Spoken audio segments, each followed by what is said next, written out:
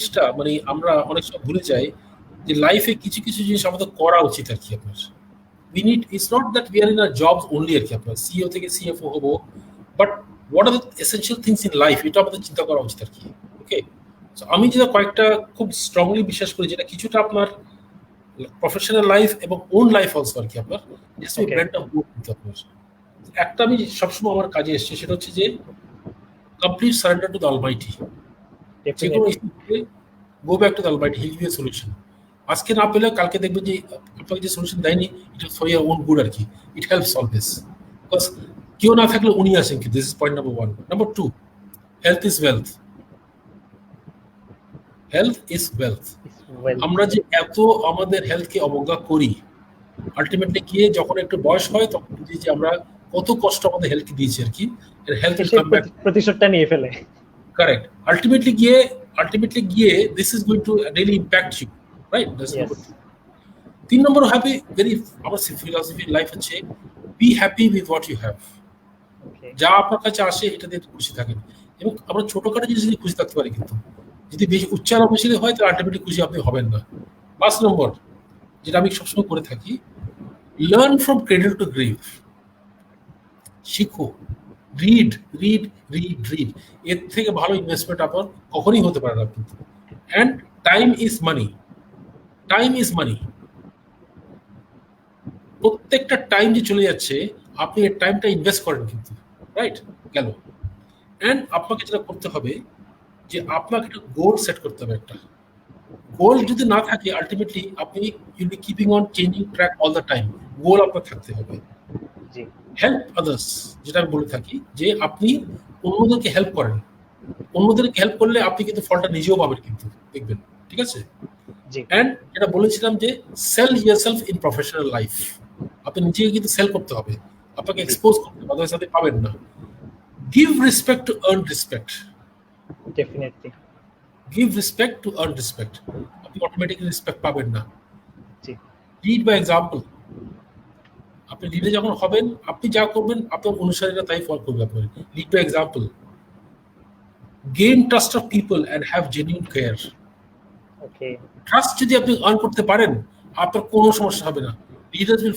Followers will follow you blindly absolutely এটা যেটা আমি বলে থাকি আর কি আপনার এছাড়া আমি যেটা বলবো আর কি আপনার যে কতগুলো ইস্যুস থাকে ইন টার্মস অফ যারা সিইও হতে চায় আর কি বেসিক্যালি ফ্রম সিইও থেকে সিএফও থেকে সিইও হতে চায় আর কি first and most important thing হচ্ছে leadership skills right point number 1 এটা না হলে কিন্তু আপনার because at the end of the day lead people তো আপনাকে তো ফাংশন স্কিল লাগছে না তখন তো নাম্বার 2 হচ্ছে গ্রেট উইথ পিপল আপনার লোকের ইন্টারপার্সোনাল স্কিলটা আপনার খুব হাই থাকতে হবে 3 নম্বর ভিশনারি গ্রেট লিডার যারা থাকে তাদের একটা ভিশন থাকে কিন্তু আপনার আমি ওখানে যেতে চাই যেটা সে দেখতে পাচ্ছে অন্যরা দেখতে পারে না ফলোয়াররা তখন তাকে ফলো করে কিন্তু আপনার হ্যাজ দ্য বিগ পিকচার আপনি যখন সিইও হবেন না আপনার অনেক বড় পিকচার থাকতে হবে আপনি ছোটখাটো জিনিস দেখতে পারবেন না যে বিল কাটবো আর কি আপনার এটা ওই যে আপনি যেতে হবে কিন্তু আপনাকে অনেক বড় পিকচার দেখতে হবে কিন্তু স্ট্রং কমিউনিকেশন স্কিলস কারণ at the end of the day আপনি যেভাবে বলছেন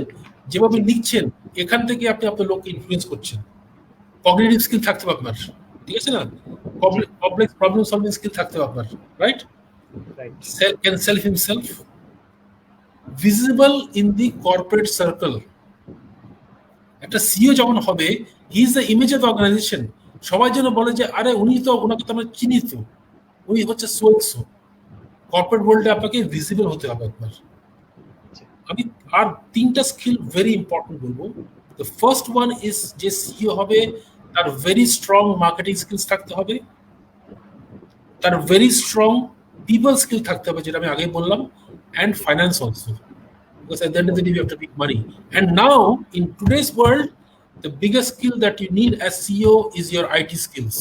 You have got to be IT literate. The world is going towards IT, no doubt about that.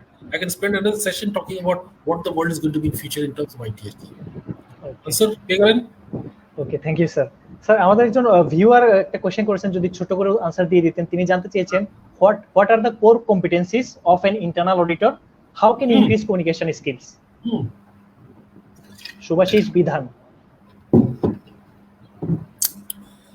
Core competencies of an internal auditor, আমি তো বহু বছর internal auditor ছিলাম আর কি, এখনো তো আমি দেখছি অডিট ডিপার্টমেন্টে কি কি করে তারা basically.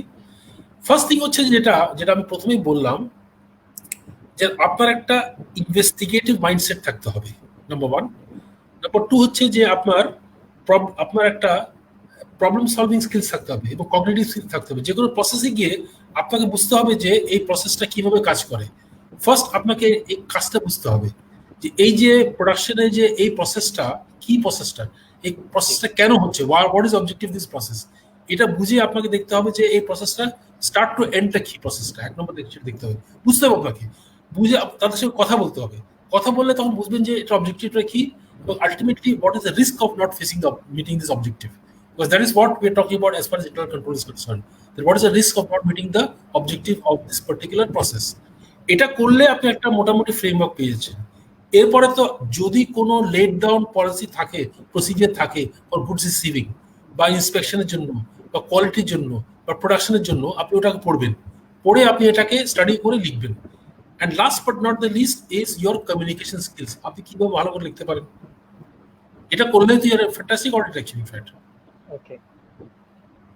But Okay, study thank is very important, কিন্তু এটা ছাড়া অনেক সময় কাজটা করে, এটা না বুঝলে কিন্তু আপনি ভালো অডিটর হতে পারবেন না কিন্তু। ওকে, থ্যাংক ইউ স্যার। স্যার, ছোট করে একটু যদি আমাদেরকে শেয়ার করতেন, আমি জানি আপনি ব্যক্তিগতভাবে অনেক ডিসিপ্লিন লাইফ লিড করেন, এখনো আমার দর্শকরা জেনে খুশি হবেন যে আপনি খুব আর্লি ভোরে উঠে যান এবং নামাজ পড়ে আপনি, আমি যতটুকু জানি, আমি যদি ভুল না বলে থাকি, আপনি 8 কিলোমিটার জগিং করেন সকালবেলা, এবং 365 ডেজ ইন এ ইয়ার, কোনোদিন কোনোভাবে আপনি মিস দেন না। এটা নিয়ে যদি একটু বলতেন যে আসলে আমাদের ডিসিপ্লিন হওয়াটা অনেক বেশি গুরুত্বপূর্ণ কিনা। Thank you. অনেকে মনে করে যে যারা ডিসিপ্লিন লোক থাকে আর কি, তারা আসলে মানে একটু কম চিন্তা করে, তারা যাতে ক্রিয়েটিভ মাইন্ডসেট থাকে না। আসলে if you look at the history of great people যারা হয়েছে আর কি, তাদের ডিসিপ্লিন ইজ অ্যাবসলিউটলি A1 ডিসিপ্লিনটা। কারণ ডিসিপ্লিন হলে যেটা হয় যে আপনার টাইমটা আপনি খুব ভালো করে ইউজ করছেন, you use a time very wisely. আমার প্রত্যেকটা কাজ মাপা আছে কিন্তু ইন টার্মস অফ টাইম আর কি। সো ডিসিপ্লিন লাইফ যেটা করলে দুটো জিনিস হয় আমি দেখেছি। 1 নম্বর হচ্ছে আপনার হেলথটা ভালো থাকে। আলহামদুলিল্লাহ আমার জ্বর বলতে গেলে হয় না আর কি আমার। আলহামদুলিল্লাহ। আপনি যখন এক্সারসাইজ করছেন, exercise is a magic thing for your health, magic absolutely. অনেকগুলো I can give you reasons why you should exercise daily, mentally and physically যে অক্ষত হেল্প করে আর কি আপনার। এটা হচ্ছে ভেরি ইম্পর্টেন্ট থিং এক্সারসাইজটা। নাম্বার 2 হচ্ছে in terms of what you eat, আপনি কি খান, আপনার লাইফস্টাইলটা, আপনার ডায়েটটা is also very important.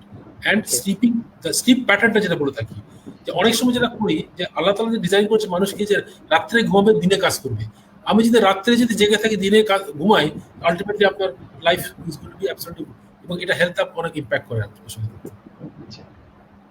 Sir, সকালবেলায় জগিংটাকে আমি ভুল বলেছি? আপনি যে 365 দিন যে ঝড় বৃষ্টি হোক যাই হোক আপনি চলে যান?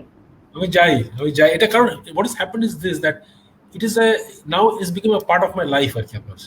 মানে আমি চিন্তাই করতে পারি না যে আমি জগিং যেতে পারবো না। ইটস লাইক মানে স্লিপিং এন্ড গেটিং আপ আর কি। আমি উঠলে আমাকে যেতেই হবে আর কি। এটা এই যে কোভিড যেটা হলো, কোভিডে আমাকে কোনো থামাতে পারেনি, কিন্তু আমি একদিনও বাদ যাইনি কোভিডের সময়। আলহামদুলিল্লাহ। আলহামদুলিল্লাহ।